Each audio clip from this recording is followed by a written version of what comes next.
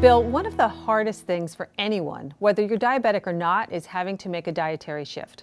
And we're all brats about it. So those poor people, they go to the doctor, they're told they have diabetes or pre-diabetes, and they need to change their diet, but they don't want to. So what kind of tips do you have for that? Well, one of the best ways to really make a dietary change is not to concentrate so much on eating lower carbs, but to really look at your eating habits. It's a way to do what's called mindful eating. And oftentimes, after we're diagnosed with diabetes, or we have a chronic illness, we can feel really depressed or upset or anxious and really just eat compulsively, particularly the comfort foods, the high carb, high fat foods that are really not the good foods for diabetes. So one question to ask yourself before you start to eat those foods is like, why am I eating? And really, if that provides what one expert calls a little speed bump between just rushing into a meal and being a little more deliberate or mindful about what you're eating. And when you ask that question, really just look for hunger cues. Are you really hungry? A kind of a feeling of emptiness in your stomach, or,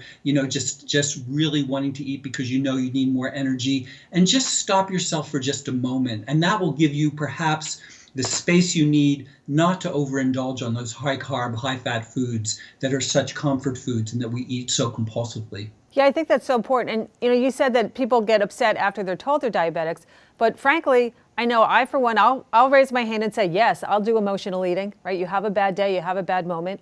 And I think a lot of people, they regularly are eating for all sorts of reasons other than hunger. And I think you're talking about you give it a pause so that it gets you to distract and be more conscious of why you're sticking that in your mouth, and do you really want that cookie in your mouth?